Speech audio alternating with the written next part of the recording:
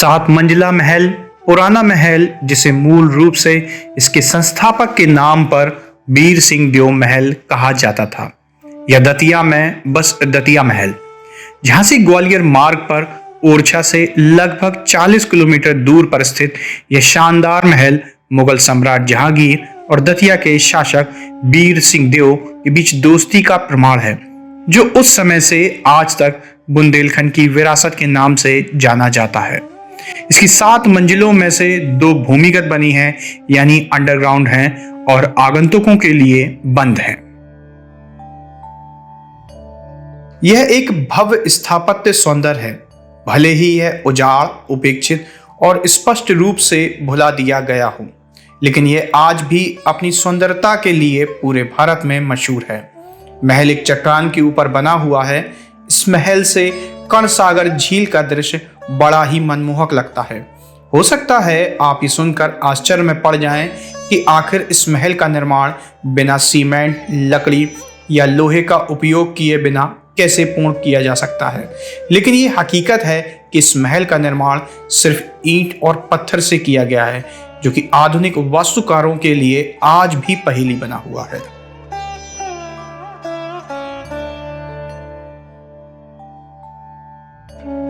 दतिया महल उत्तर और मध्य भारत में बहुत कम महलों और किला संरचनाओं में से एक है, जो इंडो इस्लामी वास्तुकला का एक शानदार मिश्रण है। हालांकि इस तरह के संलयन के उदाहरण कई क्षेत्रों के कई मंदिरों में भी देखने को मिलते हैं। महल के केंद्र में एक बड़ा सा आंगन है, जिसके केंद्र में 40 मीटर ऊंचा 5 मंजिला टावर है। महल में लगभग 440 कमरे हैं और कई आंगन मौजूद हैं। इसके ऊपर एक कटे निशान वाला गुंबद है, जो कमल की पंखुड़ी के आकार का शिखर है, जो बुंदेला स्थापत्य शैली का विशिष्टता है, जबकि मेहराबदार दरवाजे और गुंबद मुगल वास्तुकला की विशेषता है। पक्षियों, जानवरों और फूलों की मूर्तियां और पेंटिंग राजपूत शैली की सूचक है। अन्य प्राकृतिक रंगों से बनाई गई पेंटिंग, उत्कृष्ट और जटिल डिजाइन महल के शीर्ष 3 मंजिलों के कई कक्षों की दीवारों और छतों को सुशोभित करती हैं। महल की खिड़कियां अपने आप में एक खूबसूरती हैं, जो सुंदर पत्थर की जाली के काम से ढकी हुई हैं। प्रत्येक आकृति दूसरे से अलग है। अलंकृत खंभों और मेहराबों से अलंकृत इसके भूल भुलैया वाले गलियारों से गुजरते हुए महल के कई क्षेत्रों में प्रकाश और छाया का खेल जगमगाया हुआ दिखता है।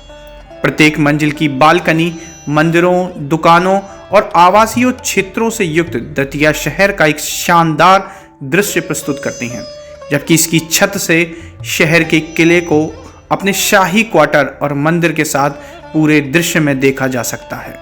झांसी गले की फांसी, दतिया गले का हार, और ललितपुर तब तक न छोड़ियो जब तक मिले उधार।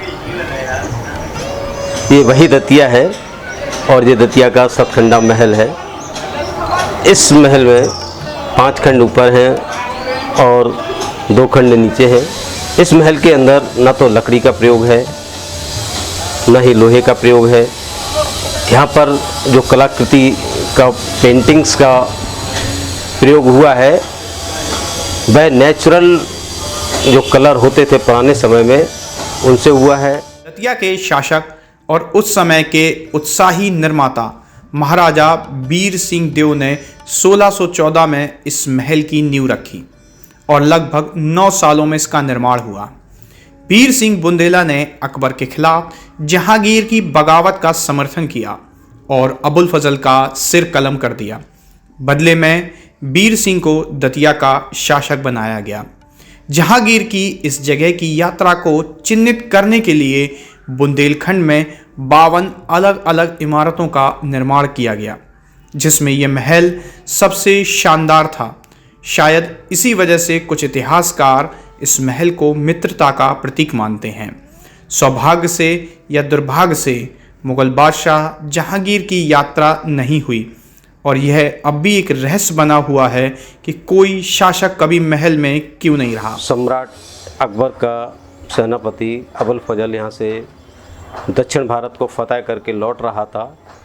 चूँकि जहांगीर और सम्राट अकबर की आपस में नहीं बनती थी, और जहांगीर के मित्र राजा वीर सिंह जी थे। तो जब अबुल फजल पूरी दक्षिण भारत की यात्रा को फतह करके जीत करके आ रहा था, उस समय यहीं पर पंचकप की टोरिया की जो पर्वत श्रृंखला है उसके आसपास उसको राजा वीर सिंह जी ने मार दिया था। तो इस मित्रता के उपलक्ष्य में जहांगीर के स्वागत के लिए इस महल का निर्माण करवाया गया था। किन्हीं कारणोंवश जहांगीर यहाँ पर आ नहीं पाए